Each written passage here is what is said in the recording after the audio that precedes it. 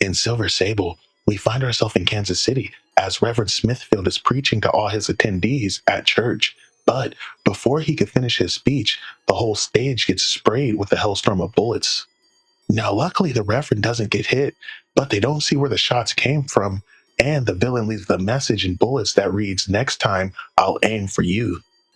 2 weeks later, we would find Silver Sable at an extraordinary diner in a stunning dress. Now, the Reverend comments they treat Sable like royalty here, but Sable tells him they'll continue to if they want her to continue her patronage. Sable and Reverend Smithfield sit down over dinner as the Reverend is inquiring about protection. Now, the Reverend tells Sable he's not used to his protectors being such strong, beautiful women, but Sable doesn't tolerate sexism, nor does she tolerate disrespect. But as these two are talking, somebody brings over a complimentary bottle of champagne as well as some beautiful orchids. Now, the gentleman that sent the orchids mysteriously disappeared, but Sable would cut a hole in the window and throw the orchids out and shoot them, revealing them to be explosives. Now, as everybody is startled by the turn of events, Silver Sable is not even tripping as she asks the waiter to top off her glass of champagne. Now, the Reverend's sweating, but Silver Sable assures him that that wasn't meant for him, that was meant for her.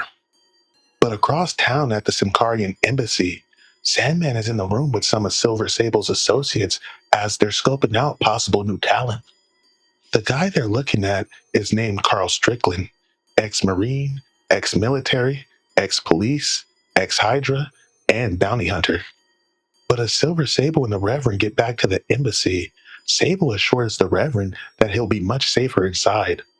Now, some of her associates argue about whether they should recruit Carl Strickland, as apparently the dude is an absolute maniac. But Sable tells everybody to shut up as she looks at Sandman, seeing as she sent them because she hoped he would have sorted all this out. Silver Sable heads to the back as she wants to see this Carl Strickland for herself, but as she gets to the back, the guys are just throwing men at him as they're testing him out, seeing how he performs under pressure.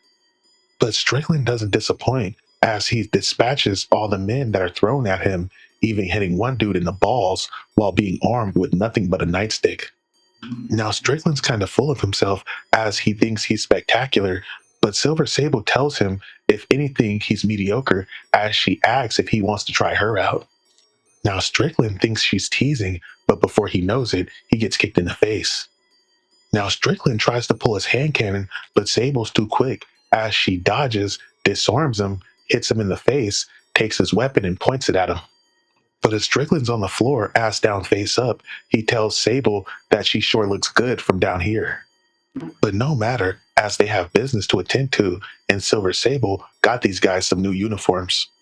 Now later, Silver Sable would suit up for battle as she knows her old enemy is in town. Her associates wonder if he's the same assassin that's after Smithfield, but that part is not yet clear. 3 nights later, Silver Sable assembles the Wild Pack as they're now all suited up in their new uniforms. She tells them they have Kevlar lining in the torso and they're flame retardant and heat resistant.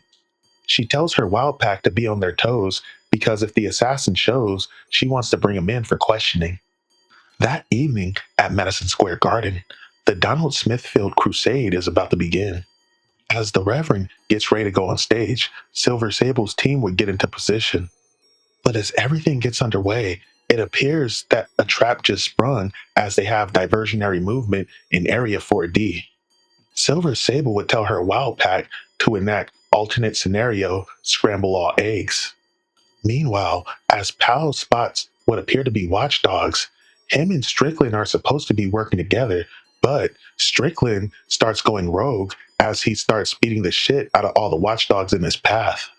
Strickland kicks one watchdog in the face while tossing another out the building and telling the other members of the Wild Pack he doesn't need them, just don't get killed.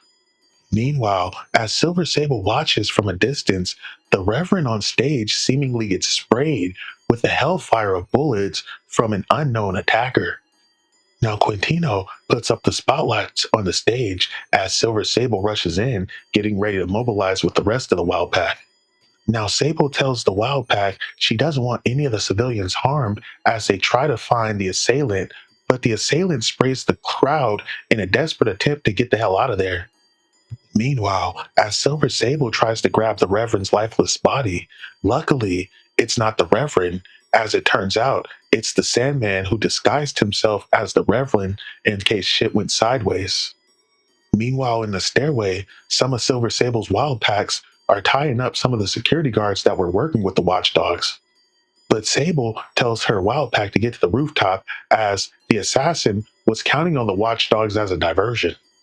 Now, as Sable gets to the rooftop, the assassin tries to spray her, but luckily she dodges and gets behind some bricks.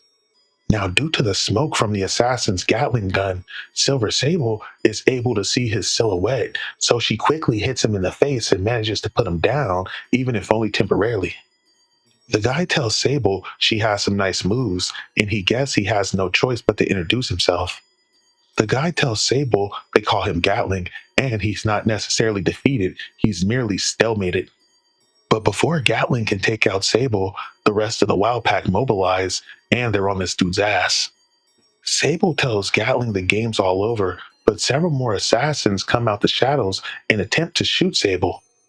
Now Sable leaps into the air and starts spraying them while telling the rest of the Wild Pack to restrain Gatling.